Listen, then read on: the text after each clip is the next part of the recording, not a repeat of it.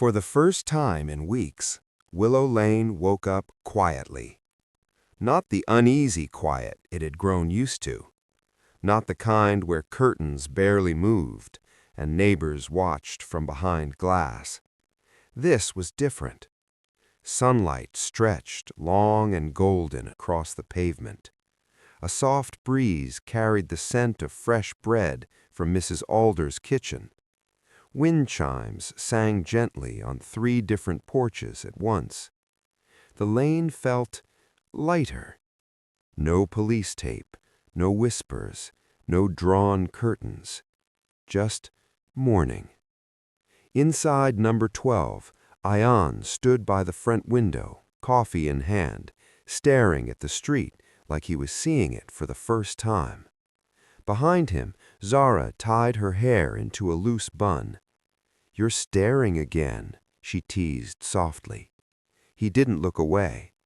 "It looks normal." She stepped beside him. Mrs. Alder was watering her roses. Old Mr. Kareem was arguing with his newspaper like usual. 2 kids were riding scooters down the sidewalk. Zara smiled. "It is normal." Ayan exhaled slowly. For the first time in months, he believed her. At exactly 9:07 a.m., something subtle happened. Mrs. Alder opened her front windows. Not just cracked, fully open. Sunlight poured into her living room. Curtains fluttered freely. Across the street, number 8 followed. Then number 3. Then number 15. One by one, windows opened along Willow Lane. It wasn't coordinated, but it felt symbolic. Like the neighborhood had decided, silently, to breathe again. Inside number 10, Samir noticed. He'd been sitting at his dining table with untouched tea. He stood slowly and walked to his own window. He hesitated. For weeks he'd kept it closed, locked, curtains drawn. But today, he unlatched it. The frame creaked softly as it opened. Warm air slipped in, and with it, the faint laughter of children outside. His shoulders lowered without him realizing. At the center of Willow Lane stood the old wooden bench beneath the willow tree. It had once been the heart of everything. Teacups, evening chats, community debates, shared silence. Then it had been avoided. Now, Ayan carried a small toolbox toward it. Zara followed with a thermos. The bench was slightly damaged from weather and neglect. Ayan knelt. "Feels wrong seeing it like this." Zara poured tea into 2 cups and handed one to him. "Then fix it." He smiled faintly. He began sanding the rough edges. Soon footsteps approached. Mrs. Alder. "Thought I'd find you 2 here," she said gently. Ayan looked up. "Coming to inspect?" She shook her head. "I brought paint." From behind her back, she revealed a small tin of soft sage green paint. Figured it could use color. Ayan blinked. "Mrs. Alder, that's—" "Don't argue. I already chose the shade." Zara laughed. Within minutes, the 3 of them were painting the bench together. No grand speeches, no forced cheer. Just quiet repair.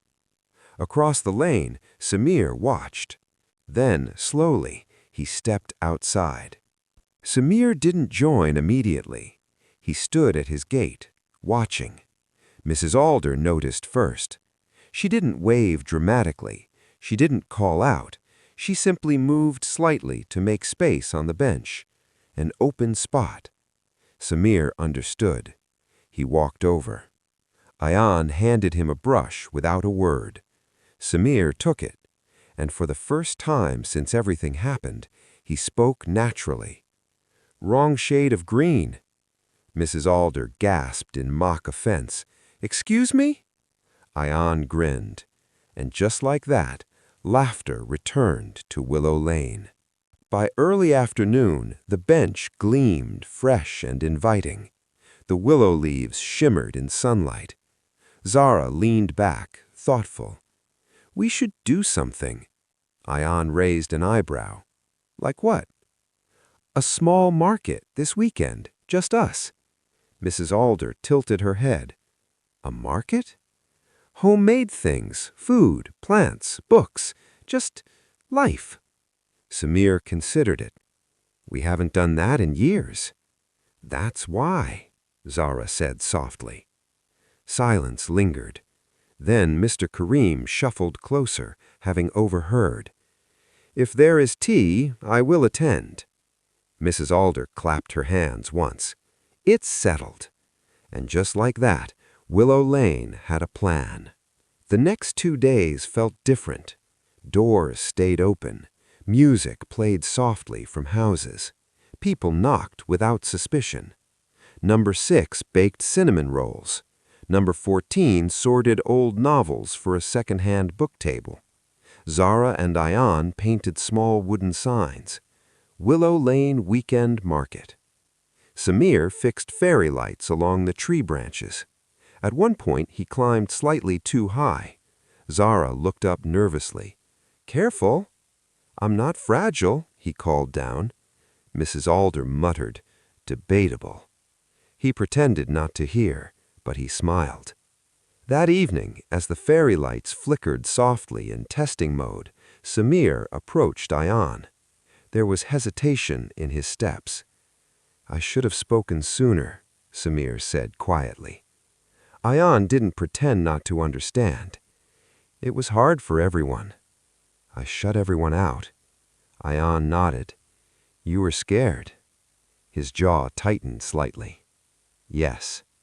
The word sat heavy. Then Ayan did something simple. He handed him another strand of lights. "Help me with this side." No lecture, no dramatics, just inclusion. Samir swallowed and helped. Saturday arrived with bright skies and nervous excitement. Tables lined the street. Handmade jams in glass jars, knitted scarves, old vinyl records, potted herbs. Children ran between the stalls with painted faces. Soft acoustic music played from a small speaker near the bench. The bench, their bench, sat at the center like a quiet witness. Mrs. Alder sold out of lemon tarts within an hour. Mr. Karim argued passionately about classic literature. Zara watched it all with full eyes. Ayan stepped beside her. "You did this." She shook her head. "No, we did." Across the lane, Samir was explaining how to repot succulents to a young couple who had just moved into number 2. New neighbors, new beginning. Willow Lane wasn't shrinking anymore. It was expanding. At 3:12 p.m., clouds rolled in. Not dramatic storm clouds, just soft bray. A drop of rain landed on the jam jars, then another. Someone groaned playfully. Mrs. Alder looked upward. "Oh, not today." But the rain didn't pour. It drizzled. Gentle, cool. Instead of packing up, the kids ran into it, laughing, spinning. Soon others followed. Someone turned the music louder. The fairy lights glowed brighter against the gray sky. And there, in the soft rain, Willow Lane felt alive in a way it hadn't in years. Zara grabbed Ayan's hand. "Dance?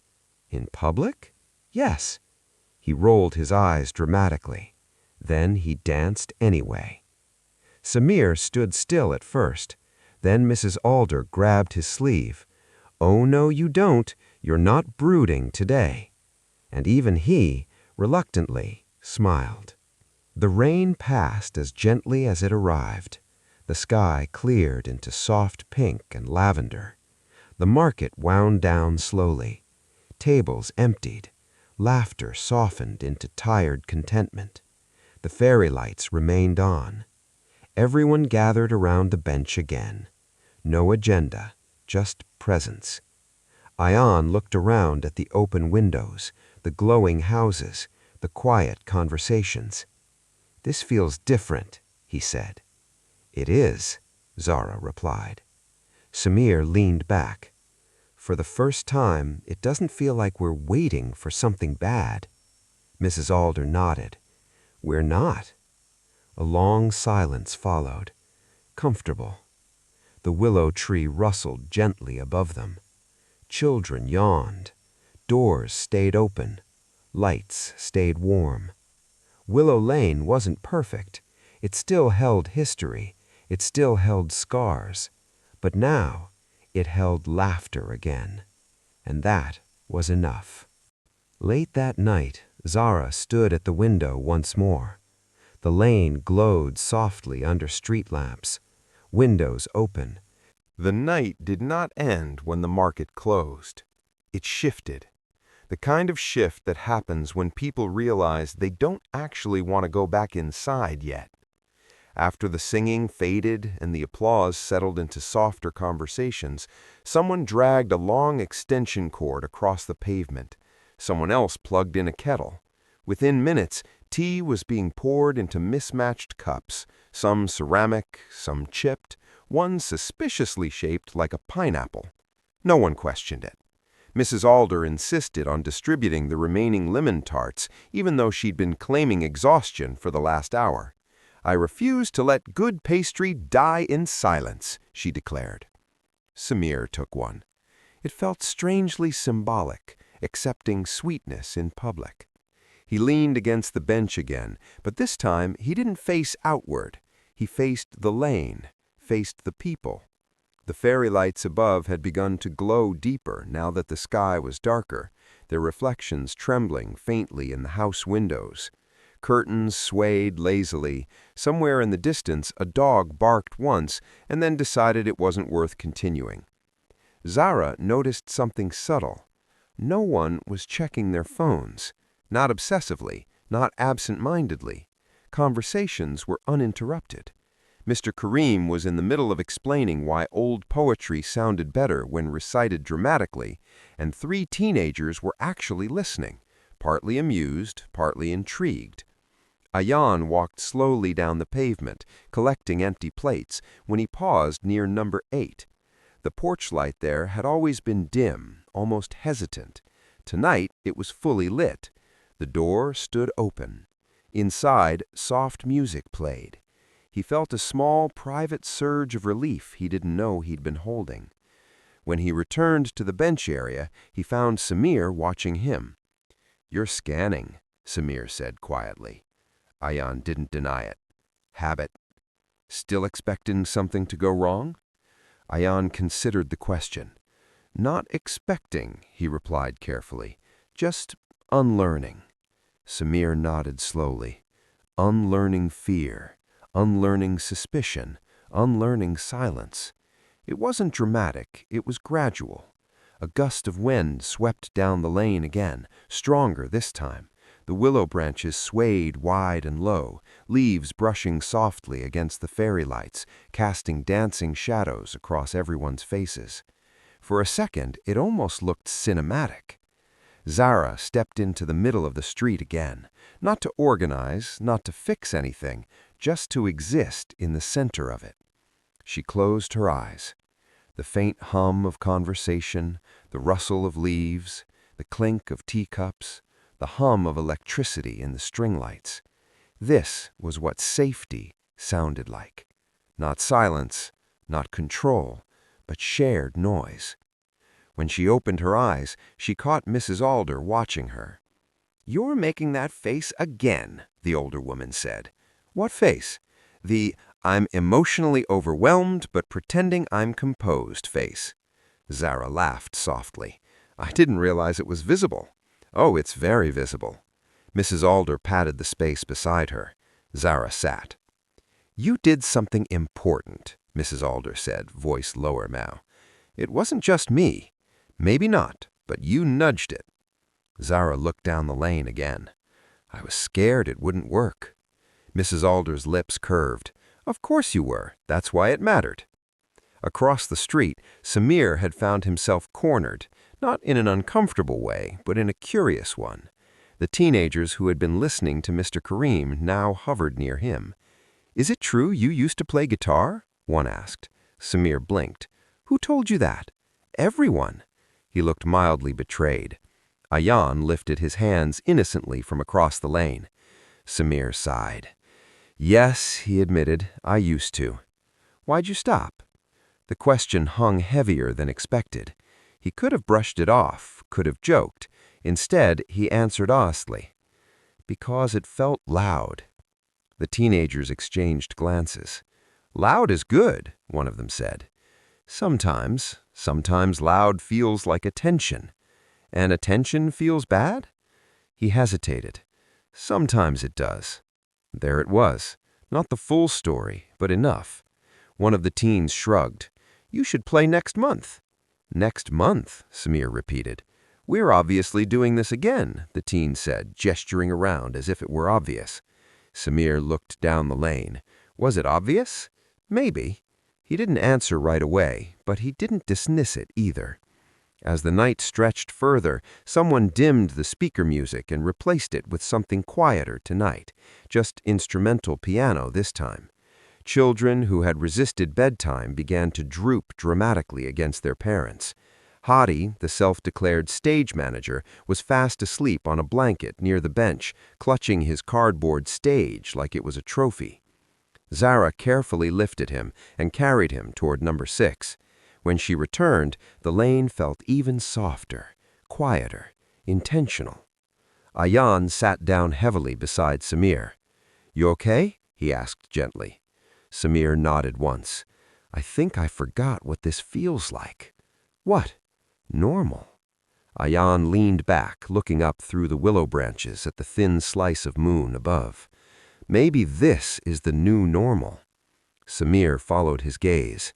"Feels fragile." "It is," Ayan admitted. "Then why does it feel steady?" Ayan smiled faintly. "Because we're holding it." The words settled between them. Not dramatic, but real. A sudden flicker ran through the fairy lights, just for a second. The lane collectively looked up.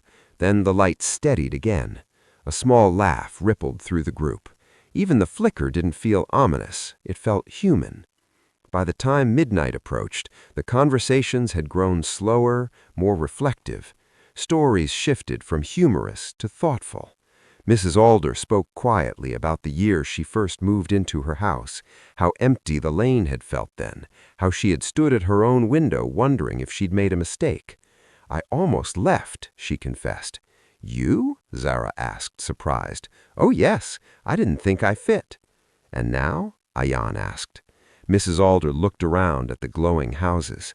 "I can't imagine being anywhere else." That sentence lingered in the air like something sacred.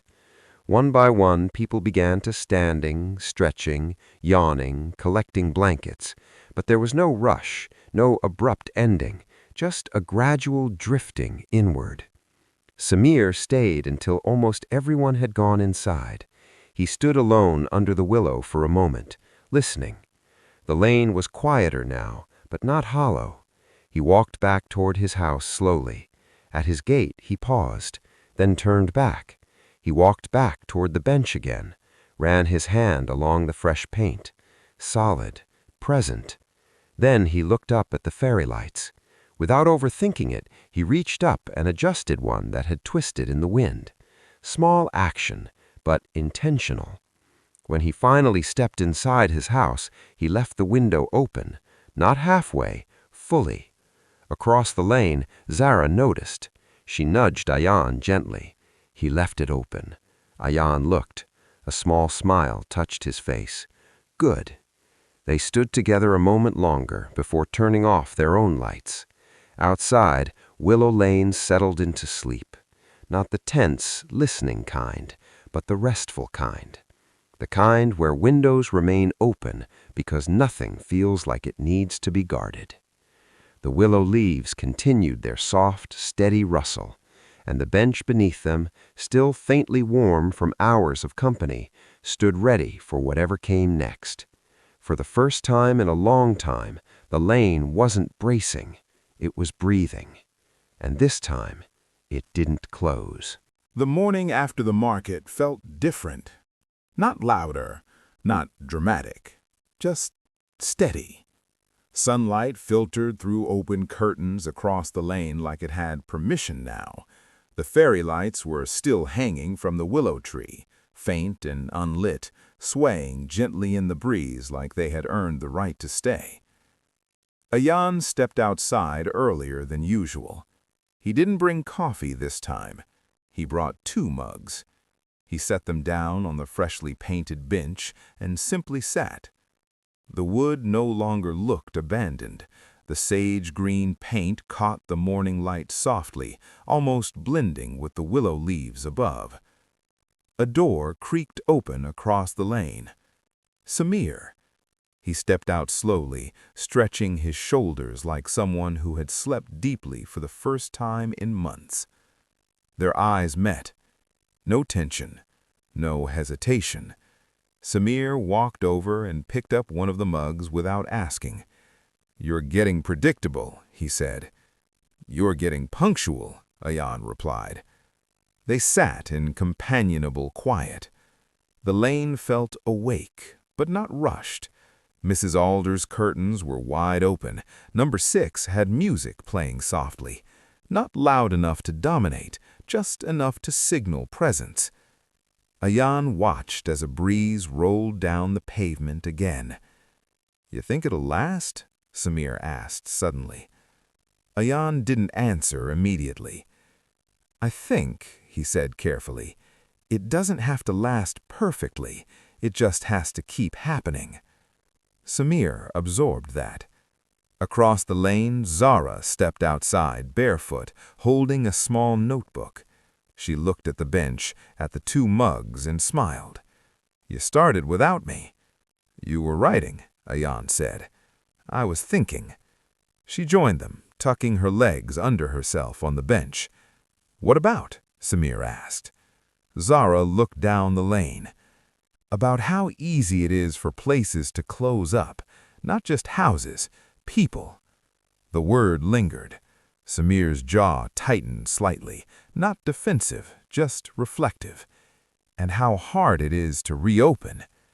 "Maybe reopening isn't the hard part. Maybe staying open is," Ayan said.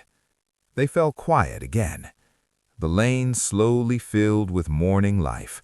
A bicycle rolled past. Someone laughed inside number 14.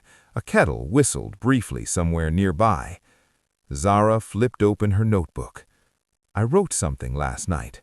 Samir groaned softly. "Are we about to be inspirational?" "Yes," she said firmly. Ayan smiled. "Go on." She cleared her throat, only slightly embarrassed. "A house closes its windows to protect what's inside, but sometimes, in trying to protect it, it forgets how to breathe." Silence followed. Not awkward, weighted. Samir looked up at the willow branches. "That's dramatic," he muttered. Zara nudged him. "You're dramatic." True, but he didn't dismiss it. Across the lane, the new couple from number 2 stepped outside with 2 folding chairs. They placed them directly on the pavement, not on the porch, on the lane. The subtlety of that action did not go unnoticed. Mrs. Alder emerged moments later with a plate of leftover lemon tarts. "Breakfast?" she called across casually. The woman from number 2 laughed. "We can't refuse that twice." And just like that, the lane shifted again. Not into a market, not into an event, just into shared mourning. Children from number 6 appeared with chalk and began drawing on the pavement. Bright colors bloomed across gray concrete. Suns, stick figures, something that looked like a dragon but might have been a cat. Zara watched it unfold with a quiet kind of awe. "This is what I hoped for," she admitted softly. Ayan looked at her. "You hoped?" "I didn't know if it would happen." Samir leaned forward slightly, elbows on his knees. It didn't just happen. He didn't elaborate. He didn't need to. The fairy lights still hung above them, faint reminders of last night's glow. "Should we take them down?" Zara asked. All three looked up at once. The willow branches cradled the thin wires gently. Samir shook his head first. "Not yet." Ayan agreed. "They don't look temporary." Mrs. Alder, overhearing from 3 houses away, called out, "They're staying." Decision made. Late morning rolled into early afternoon. People drifted in and out of houses without fully disappearing. Doors stayed open longer than usual. Music floated lightly from different homes, blending into a soft soundtrack that felt accidental but harmonious. At some point, Samir stood up. "I'll be back," he said. "Cryptic," Ayan replied. Samir disappeared into his house. Zara raised her eyebrow. "You think?" "Maybe." 5 minutes later, Samir returned holding something rectangular and worn. A guitar case. The Lane noticed immediately. Children paused mid-chalk drawing. Mrs. Alder stopped mid-sentence. Ayan didn't smile. He didn't want to pressure the moment. Samir sat down on the bench. He opened the case slowly. The guitar inside was well used. Polished wood, faint scratches along the edges, familiar. He adjusted the tuning quietly. The small, careful sounds of strings tightening and loosening carried farther than expected. "You don't have to," Zara said gently. "I know," he replied. He wasn't playing for applause. He wasn't performing. He just started. The first few notes were hesitant, then steadier. Soft chords filled the lane, weaving through open windows, brushing against the chalk drawings, settling beneath the willow leaves. It wasn't loud. It didn't need to be. The melody was simple, warm, almost nostalgic. People didn't clap this time. They didn't interrupt. They just let it exist. Zara felt something tighten gently in her chest, not sadness, not joy exactly. Relief. When Samir finished, he didn't look up immediately. He ran his thumb lightly over the strings once more, then exhaled. Mrs. Alder wiped her hands on her apron dramatically. "Well, about time." The Lane laughed softly, but something had shifted again. Not dramatically, not loudly, just forward. Later, as the sun dipped lower and shadows stretched long across the pavement, the chalk drawings began to smudge slightly under wandering feet, but no one minded. They weren't meant to last perfectly. They were meant to be made. Zara sat on the bench again near sunset, watching as lights flicked on inside houses one by one, not as shields, as warmth. Ayan joined her, resting his hand lightly over hers. Samir stood beneath the willow, looking upward at the fairy lights tangled gently among the leaves. "You think we'll forget this?" Samir asked quietly. Zara shook her head. "No." "Why not?" "Because we chose it." The wind moved softly through the lane again, not searching, not warning, just passing through. Doors remained open a little longer, windows stayed unlatched. The bench held the weight of quiet conversations. And as night settled fully over Willow Lane once more, something unspoken but understood lingered in the air. It wasn't about one market, or one night, or even one season. It was about a decision. To sit outside, to speak, to play music again, to leave windows open. And this time, when the lights finally dimmed and the lane grew quiet, it didn't feel like something ending. It felt like something continuing. Softly, steadily, on purpose. By the third evening after the market, Willow Lane no longer felt like it was recovering from something. It felt established, not in a loud way, in the small, dependable ways that matter. The fairy lights were still woven through the willow branches. No one had officially decided to keep them, Yet no one had taken them down. During the day, they looked almost ordinary. At night, they turned the center of the lane into something quietly magical. Zara stood at her kitchen sink, watching through the open window as Mrs. Alder walked slowly across the pavement, carrying a bowl covered in foil. She didn't knock. She simply walked straight into number 2. The door was open. That alone felt like progress. Ian entered the kitchen, drying his hands on a towel. "You're staring again." Zara smiled faintly. "I'm observing." "Observing what?" "Continuity." He stepped beside her.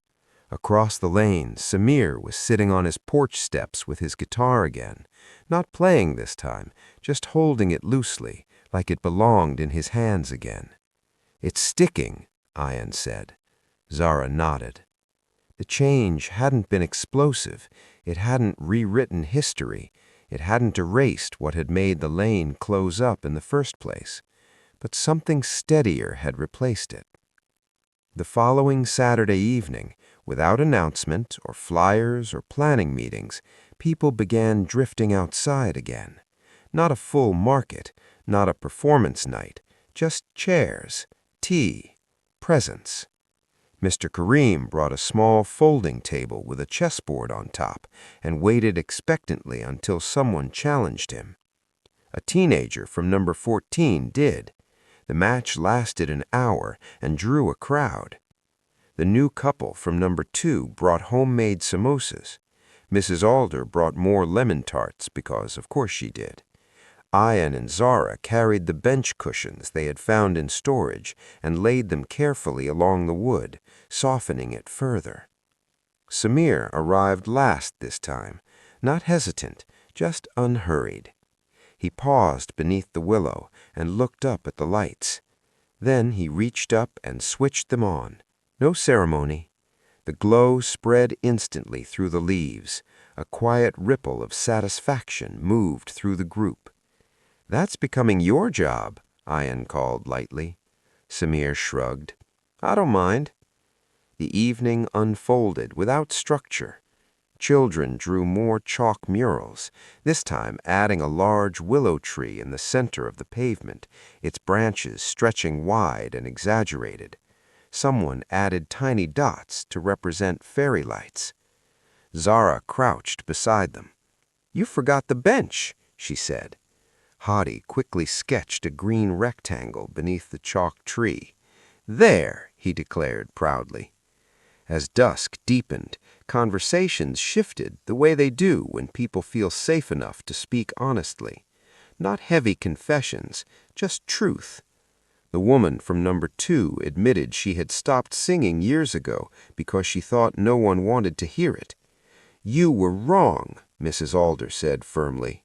Mr. Kareem confessed that he had almost sold his house the year before because the silence had started to feel too thick. Samir didn't confess anything dramatic this time. He simply said, "I didn't realize how much I missed sitting outside." Ian leaned back in his chair. "I think we all forgot how simple it could be." Zara watched their faces in the soft light. There was something different about eye contact now, less guarded, more direct. When Samir finally picked up his guitar again, no one turned it into an event. He began playing quietly, the melody blending naturally into conversation. People continued speaking over it, laughing over it. It didn't demand attention. It belonged. Later, when the chess match ended and the samosas were gone and the chalk had smeared under wandering feet, the lane grew softer again. But this time, no one looked at the sky nervously. No one scanned for interruptions. They lingered because they wanted to. Zara stood slowly and walked toward the center of the lane one more time. She turned in a slow circle. Windows open, doors ajar, soft yellow light spilling outward, fairy lights glowing overhead, the willow tree swaying gently. She felt Ian's presence behind her before he spoke. "You look like you're closing a chapter." "Maybe I am," she said. Ending it? She shook her head. Settling it. Samir joined them, hands tucked into his jacket pockets. "We should name it," he said suddenly. "Name what?" Ian asked. "This," he gestured vaguely. "The bench nights, the lights, the staying open." Zara smiled. "Willow Evenings." Ian nodded. "Simple." Samir considered it. "Yeah, simple works." They stood there a moment longer, the three of them, in the exact center of the lane that had once felt fractured. Now it felt aligned. Not perfect, but connected. "Mrs. Alder called out from the bench, 'If you're founding a tradition, at least bring snacks.'" Zara laughed and walked back toward her. As the evening thinned into night, one by one, neighbors drifted inward again. But this time something was different. The doors didn't shut quickly. They closed gently. Windows remained open. The fairy lights stayed on even after most people had gone inside. Samir lingered beneath the willow one last time. He looked up at the glow above him. He remembered the months when he had stood behind his closed curtains, watching shadows move outside and convincing himself it was easier not to join. He reached out and rested his hand briefly against the bench. Solid, present. Then he walked home. Across the lane, Zara and Ian stood at their window once more. But they weren't watching for something to happen. They were simply witnessing what already was. "It feels rooted," Zara said softly. Ian nodded. "It is." Outside, the willow leaves moved in the night breeze. The fairy lights shimmered faintly. The chalk drawings, half smudged and imperfect, remained visible under the street lamp glow. Willow Lane wasn't transformed into something new. It had remembered something old. Community wasn't an event. It wasn't a reaction. It was a practice, a decision repeated. And as the final lights dimmed inside the houses and the lane settled into sleep, there was no tension in the quiet, no waiting, no bracing, just rest. The bench stood beneath the willow, ready. The lights glowed softly overhead, and Willow Lane, at last, felt like it wasn't surviving anymore. It was living.